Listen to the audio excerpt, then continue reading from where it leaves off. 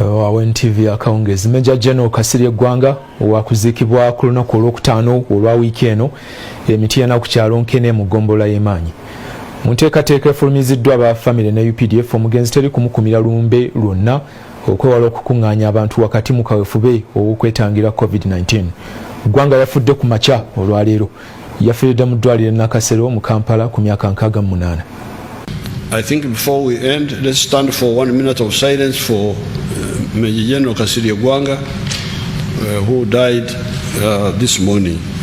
Mukwogera kwere Gwanga ku lunaku lw'abazira, President Museveni asoose kujjukira musajja we Major General Kasirye Gwanga afudde amakya ga leero. Ku myaka 68 Kasirye Gwanga afiiridde mu ddwaliro ly'e Nakasero gy'amaze ennaku ng'ajjanjabibwa. Nga kyajjaffe omu ku baana b'omugenzi Kenneth Semafumu atutegeezezza nga bwe bagenda okutuula baveeyo n'enteekateeka y'okuziika kitaabwe. Information obudde nga butuuse tweyanza nnyo okubeerawo naffe ne we will give you the right information at the right time. So for now mutwakadde tubale planning nga family. Oluvannyuma lwa famire n'amagye okwevumba akafubo waliwo bye batuuseeko ng'era omulambo gwa Kasirye Gwanga gwa kusigala nga gukuumibwa mu nkambi y'amagye Bombo okutuusa ku lwokutaano. Ku lwokutaano omugenzi wa kutwalibwa emitiyana gy'agenda okuziikibwa. Teri kukuma lumbe lwonna okutangira okusaasanya ekirwadde kya COVID-19. Abantu balondemu be bajja okukkirizibwa okuziika Kasirye Gwanga ku lwokutaano. Emitiyana bonna tubakubiriza okulaba nti ekintu kino bakitegeera, tulabe nti tuziika mukadde waffe mu mirembe naye ng'ate tetutaataaganyiza obulamu bw'abantu abalala nga badde ebiseera ebya COVID-19. Ku ddwaliro ly'e Nakasero gye yafiiridde ab'eŋŋanda n'emikwano emisaamusaamu badduse zambu okutuukayo. We have lost a great leader, very good commander, very good advisor, and abamu ku bannabyabufuzi nabo bakungubagidde omugenzi. Yabadde yava mu bintu bye ebyokulowooza nti muna NRM muyinga w'abantu bonna atabadde musajja nga ayogera openly. Aliko ssentebe w'ekitundu neyeetaba mu bintu bya bulungi bwansi ng'akolaganira wamu n'abantu, yeetabye mu nsonga zonna ezinyigiriza abantu babadde bamukubira essimu ne ku ssaawa nga mugonvugonvu omwaka oguwedde n'omwaka guno era tumulabye ng'ali mu kitundu ekyo ng'agezaako okulaba nti ayamba abantu baffe. Badde mwegomba kubanga yali musajja nga tatya. Olumu twali twewuunya oba ali ku sayidi ki mu by'obufuzi. Amagye nago gaatandise okutuuka ku ddwaliro lino era twategeezeddwa nti muno mwabaddemu abasawo ba UPDF ababadde balindiriddwa olaba eddwaliro babawa omubiri gwa Kasirye Gwanga. Wadde nga waliwo ekirwadde kya COVID-19 mu kiseera kino, amagye ga UPDF gategeezezza nga Kasirye Gwanga bw'ajja okuziikibwa mu bitibwa by'amagye ebijjuvu. Yaliko omuduumizi w'amagye g'eggwanga nga kati minisita w'ebyenguudo General Katumba Wamala naye aliko byayogedde ku mugenzi. Tugenda okubeera abantu abatono ddala officers b'amagye kubanga General Gwanga alina okuziikibwa mu bitiibwa by'amagye nga retired general ne family members yamanya ge banaatuwa naye nga omuwendo omutono ddala. Abadde omuntu ayagala omulimu gwe kwegamba ye omulimu yaguyingira n'agwagala teyaguyingira kukolayo bukozi nga kamale gakola kamale gagendeyo ye yayingira mu mulimu gwe yayagala. Mu ngeri y'emu abatuuze b'e Makindye mu Kizungu Kasirye Gwanga gy'abadde awangalira okumala ekiseera nabo balina bye bamujjukirako. Bino bebaga nti Kasirye Gwanga abadde yeekyanga n'abantu ng'abagulako atemesa kilo 2 kilo mmeka awembwa eyembwa era abantu be nawe wobeerawo nga badde oyimiridde ku mudaala awo ng'agamba nawe bakuwe kilo nawe bakuwe kilo ng'ayagala omitingo mu gisale nga mikulu ne kale simanyi lwaki kati bwakafudde simanyi tebaddemu kusala emito. Abadde kasitoma wange mu byokulya abadde teyejjala abadde agulira ddala. Omulwanyi era atatya biduduma Major General Kasirye Gwanga bye bimu ku bintu byabadde asinga okwenyumirizaamu naddala ku kigambo ky'amagye wabula era no wakulwawo nga ajjukirwanga omuntu abadde alwanira obutonde bw'ensi saako n'ennima ey'obutonde giyite organic farming. Alimivule NTV akawungezi. NTV akawungeza ab'ennyumba ya Kasirye Gwanga tubasaasira nnyo bazzukulu ba Kyaddondo mwenna mikwano gye na buli muntu yenna amanyi Kasirye Gwanga ono. Kakati mu bitonotono ebikwata ku mugenzi Kasirye Gwanga yazaalibwa mwaka gwali gwa 1952 mu district ye Mubende. Bwe yali tennaba kutulwako mitiyana ekiseera ekyo yasomera ku Katakala Primary School mu 1960 eyo n'agenda ku Mityana Secondary School katono nnyo naye yeeyongerayo ku Kibuli Secondary School e Kampala. Amagye yagayingira mwaka gwali gwa 1972 yalina emyaka 20. Mu 1978 Kasirye ono yalwanirira nnyo Idi Amin bwe yali alumbiddwa Abatanzania abaali bazenga bamazeeko okumujja mu buyinza. Kakati olwo mu 79 n'akwatibwa ng'omusibe w'omu lutalo oba prisoner of war n'asibirwa Tanzania eyo. Yayimbulwa mu 1981 n'akomawo e Uganda. Mu 1981 Kasirye yeegatta ku bayeekera ba UFA abaakulirwanga Dr. Andrew Takome Kayiira. Mu 1985 yeegatta ku NRA National Resistance Army oluvannyuma efuuka UPDF. Amagye ago n'ageegattako era n'abeera kitundu kinene mu kuwamba ekibuga Kampala mu 1986. Yali musajja mukubi wa mizinga ng'agitegeera bulungi era ekibinja kye yalimu kye kyaduumirwanga Pecos Kuteesa. Yakulirako sitowa z'amagye, yaliko ssentebe wa disitulikiti y'e Mubende. Mu 2005 amagye yagawumula naye ate waayitawo akaseera katono n'agaddamu emyezi gyalinga 3 era President Museveni yaddamu n'amuwa contract okukola. Kakati era President Museveni yamulonda ku gw'obuwabuzi omuwabuzi wa President ku nsonga za Buganda. Mu 2018 juzi Kasirye Gwanga yakuzibwa n'atuuka ku ddaala erya Major General era bw'ati amagye n'agawumula.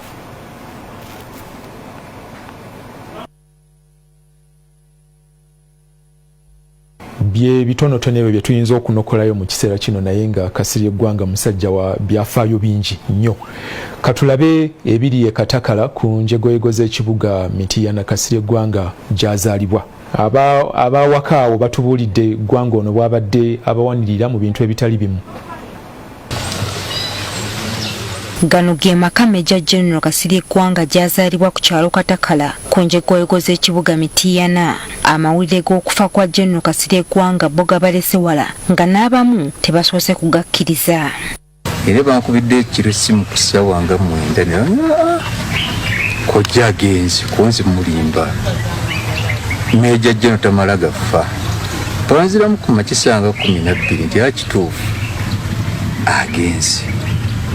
Bano batubuulidde nti abadde atawaanyizibwa. Jeno amaze akabanga nga atawaanyizibwa obulwadde era nga family tubadde tumulambula ng'era tuli wamu naye. Abadde mu ddwaliro e Nakasero yabadde ajjanjabibwa. Kasirye Gwanga abaddeko byabakalaatira abeeno. Ate Kasirye abadde mpagiruwaganye ku COVID ono. Era abadde ku COVID ono nga abasanze mu gurupu nga muli awo mu gurupu. Ngera era emboka ajja kugijjayo. Ekigambo kiyaga mulwa kuume ekigambo ttaka. Tulabye nnyo nga ffe ab'e Katakala abadde ayagala nnyo ekyalo kya Katakala nnyo. Naye tusabe Mukama amuwe ekiwummulo ekitaggwaawo. Bwe tuvudde e Katakala ne tutuukako ku kyalo Jjinja ekisangibwa mu ggombolola y'Emmanyi ng'omugenzi gy'abadde alina amaka mwawumulira ng'agenze ku ffaamu. Eno abadde alundirayo ente n'embuzi ssaako n'okukolerayo emirimu emirala. Eno nabo bwe tusanzeeyo babadde mu kiyongobero ku ky'okufa kwa General Kasirye Gwanga. Kyembayo nze kennyini okwogeraganyako naye nali ndi wano Kabalaza ntudde wano mpewa bijanjaalo era bye nali ngenda okussa ku kyoto n'agamba nti owange tuma omwana kati akime enva zammwe muwute ku kasupu mulye n'ekanyama ne mugamba taata ssebo ajja eryeko ewo nti ye nensigala nga nkyebuuza ayogedde kituufu. Omuntu bwe nasobosekana Major General Kasirye Gwanga twatuula sayidi wali n'ambuulira ebyafaayo entalo zayiseemu naye nakatiriza n'agamba nti mwana wange mbanga nfudde bangalamizanga muyembe guno bw'oliba okyali mulamu. So Major General Kasirye Gwanga yalaama kumuziika wano babavubuka mu kibuga Mityana baliko kye boogedde Kasirye Gwanga. Kasirye Gwanga abadde musajja mumalirivu mu byakola newe yali afuga disitulikiti y'e Mubende wano tewaliwo agenda kumwenkana ebirungi byonna bye yali akoze. Abantu bangi bagamba ati Kasirye Gwanga atukuba kiboko naye yatukubanga ng'alina ekigendererwa ng'alumirirwa omuntu wa bulijjo era yatukubanga atugamba amakuba bawonya bulwadde mudde waka. General Kasirye Gwanga aziikibwa ku Lwakutaano luno.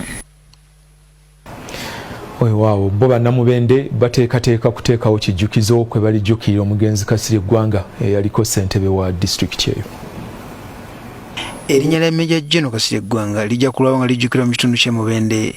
Eno Kasirye Gwanga yayitibwanga gavana bwe yali ssentebe wa LC5 e Mubende nga mu kiseera ekyo disitulikiti eno etwaliramu ne Mityana. Emmotoka eno esangiddwa ku kitebe kya disitulikiti e Mubende. Tutegeezeddwa nti Kasirye Gwanga gye yavuganga bwe yabeerera ssentebe wa LC5. Ssentebe wa LC5 e Mubende aliko kati Francis Kibuka Amoti n'abakulembeze abalala baliko bye beenyumiriza mu Kasirye Gwanga.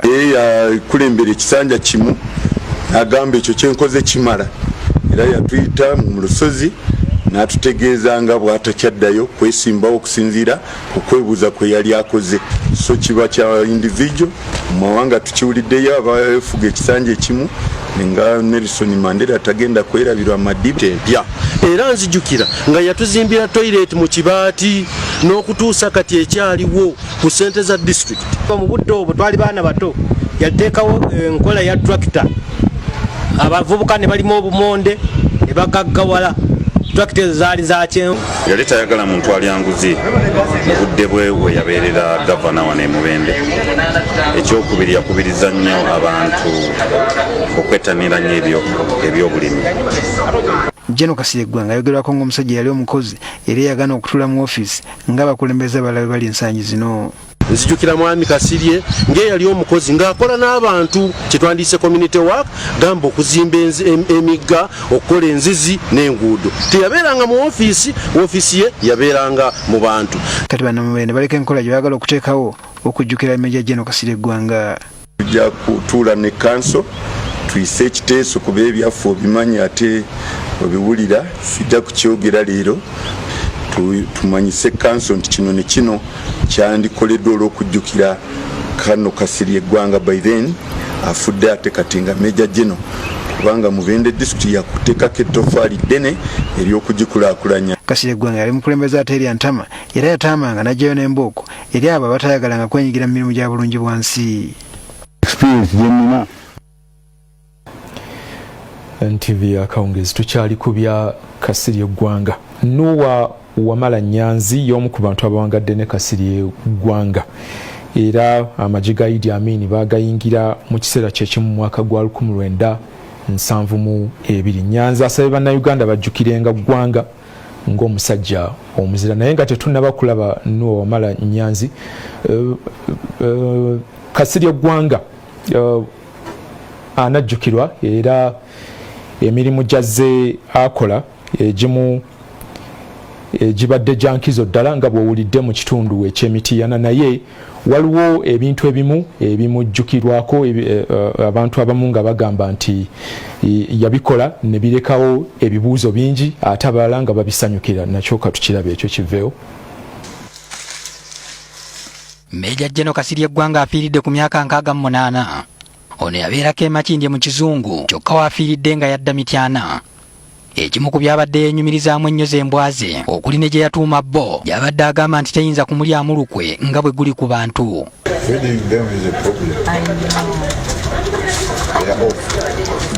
Nga yakifuula tteeka okunaanika seppeewo ku mutwe ne gaalubindi obutamuva ku maaso nga n'ebyambalo tatera kuva mu bya kinnamagye kw'ossa n'engatta ez'omuzinzi mu bigere nga n'omugemerawala kyafuuka kkovu na sonko gy'ali.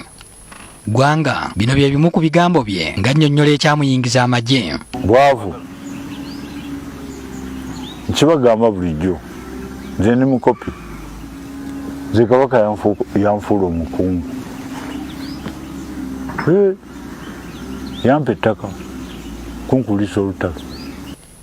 Newankubadde kati agenda okwebakira eringi azze akyogera lunye nti tatya kufa.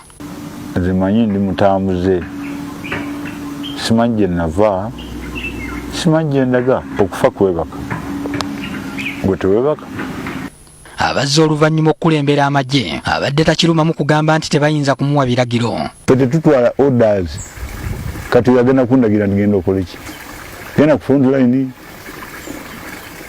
oba agenda kumbuuza nti saagenze mu office mulaba bulabi gyali akola mirimu gye. Run the army properly. If you mess up, you are going to answer for it. Bannamagye n'abasirikale ba poliisi abazze batemulwa ensonga zaabwe ng'azoogerako mu ngeri ya kinnamagye nti omuntu bw'akutta aba akusinza amagezi. Omuntu bw'akusinga bw'akutta toddayo kugamba nti wanzise bubi.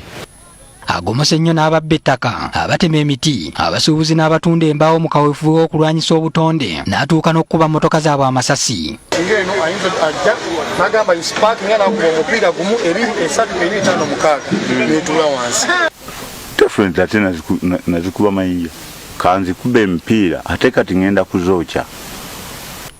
Mu baaloza ku bukambwe bwa General Kasirye Gwanga mwe mwali n'emmotoka y'omuyimbi Catherine Kusaasira. So nze nemuyamba obuyambi kuba mupiira tena kyeyafiirwa ku mwenge gwe baali banywedde ate Makindi nze mbadde Makindi emyaka 2 oba mwemeka ekkuba liri bize baali bajja causing accident. N'ekyokuzookya yamala n'akituukiriza era teyejjusa bwe yayokya tractor yali esenda ettaka e Lubowa. Najuukya nakisanga kubo kubuuzabuuza. Ebyokumugamba nti atwalira amateeka mu ngalo abadde tabiwuliriza. Nze nkubye mupiira gwa mmotoka nkubye muntu amateeka gwammwe twasanga tewali mateeka nga gwe toyinza nagenda ku muntu general officer noyogera naye. Abadde ayagala nnyo yenna amwepankira kamulumbagane bafaafaagane era nga tatya kukyogera kaati nga bwe yatendekebwa okutta. Bazze omuliro gwenjagala. I've got my soldiers. We are waiting. Was trying to kill people, to fight, to kill. Omwenge n'essigala abadde abikomba kyere era nga bw'ogezaako okumugamba nti ayonoona obulamu era nga naawe muvaawo. Erese yange kati gw'ojja okujja okuŋŋamba sigala mubi wali omunyoddeko. Mu bigambo bye talina kyabadde akyegomba ku nsi kuba ebisinga abadde alaga nti abifunye. Ffe twakwata bookisi za ssente bwezi nga tuwamba ekibuga tuyinza okuba abaavu. Abaana be bakola myesi bakola ssente bampeereza bagula buli kimu. Lwe yawummuzibwa mu magye yeesunako n'ensonga n'agyatula. Oyinza okubeeramu n'obeera omwo n'ofiiramu ne famire eyo n'eremu okugyayo ssente nakutta akange.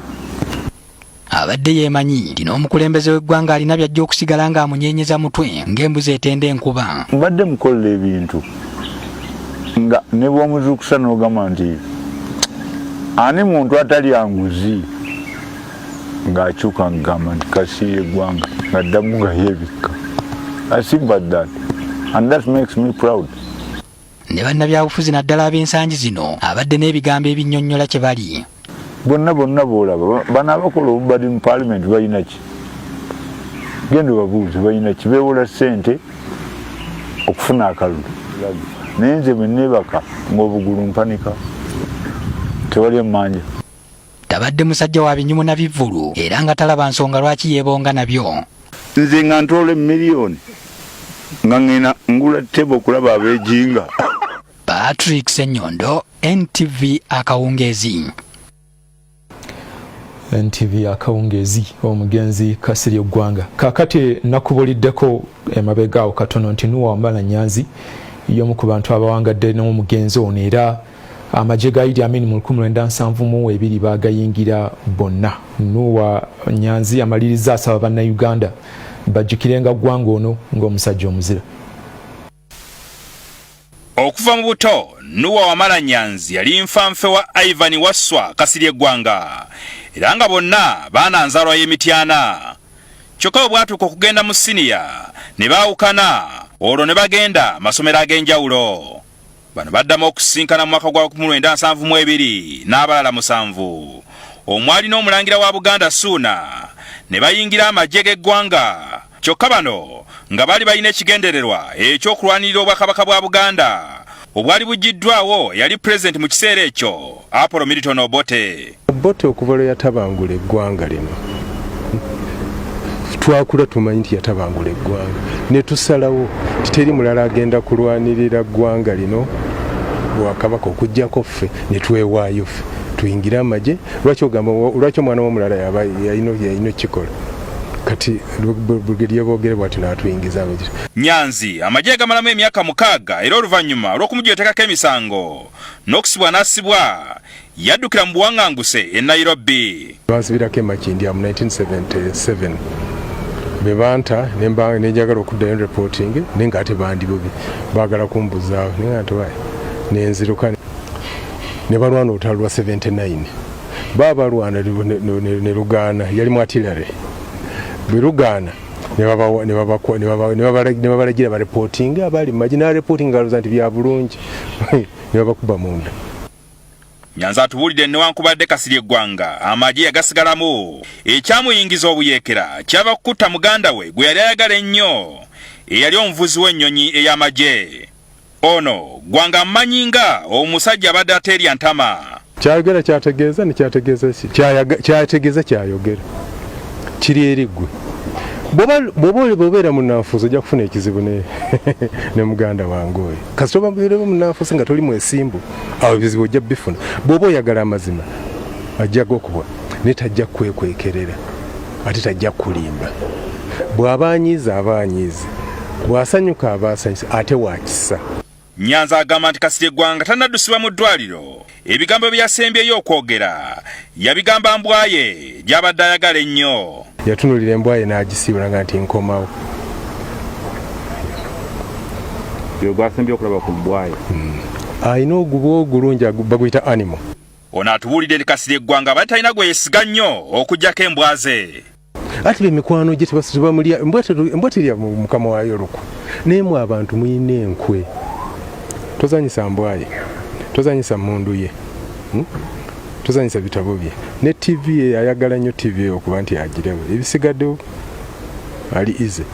Kyokka n'agamba nga tannaba kulwala yamutegeeza nga bwe yali avuddemu erinnyo era yatwalibwa mu ddwaliro ly'amagye okumulongoosa ekitundu ky'erinnyo ekyali kikutukiddemu. Yali alya agenda okulaba erinnyo nga limuli mu ngalo bweriri nga alina ekintu kyawulira mu kamwa okukijjira nga erinnyo limenyese nti ate erinnyo libadde tya naye nga limuyisa bubi n'agenda ebbombo bamukoleko ne bamukola root canal okulijja epaka ewansi. Nzi bwe bulwadde bwe nasemba okumanya nti ki obwali bumuyisa obubi. Kasirye Gwanga abadde amanyiddwa nnyo mu kulwanirira obutonde bw'ensi. Kola nga alina kyayagala yayagala nnyo eby'obutonde ng'agala kikole nti ekibiri kyakulabirako. Ono era abadde aliko ebimweraliikiriza naddala ku bulwadde buno obwa COVID-19 era nga yali yabuulirako Nyanzi bwe yagenda okumubuuzaako. Luyamira omukambwe ono basenyiga omukambwe amutiisizza nnyo n'amweraliikiriza nnyo ng'akubamu akafaananyi ng'agudde mbalwa. Olwaleero nga buli lunaku lw'abazira Nyanzi taleme kumbalya mbazira b'eggwanga berigenda okusigala nga lijjukira. Bwati gwe mukisa gwe Katonda gwe yamuwa era ye muzira ku lunaku lw'abazira amaze emirimu gye naye tatoma mu bigambo bye. Jingo Francis, NTV Akawungezi. NTV Akawungezi. Ojja kugenda ku Facebook ne Twitter otubuulire kyojjukira ku Major General Kasirye Gwanga. Facebook ne Twitter ebimu bye munawandiika nja kusobola okubisoma mu kitundu ekiddako.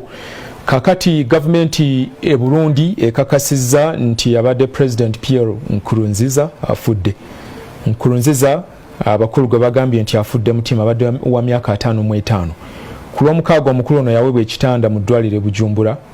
Kumanda embeera ye yali ng'eterera kyokka omutima gwe ne gutabuka. Nkurunziza abadde wakuva mu buyinza mu August ow'omwaka guno oluvannyuma lw'okulonda okwali ennaku ntono eziyise ne kuwangulwa Evariste Ndayishimiye ow'ekibiina kye kimu n'omugenzi Nkurunziza ekiyitibwa CNDD-FDD. Mu 2015 katono Burundi egwe mu ntata. Nkurunziza ono bwe yalangirira nti ajja kuvuganya ku kisanja ekyokusatu ekyali kikontana ne Ssemateeka mu kiseera ekyo. Oluvannyuma Ssemateeka yakyusibwa era omugenzi yali asobola okwesimbawo omwezi oguwedde naye yagaana.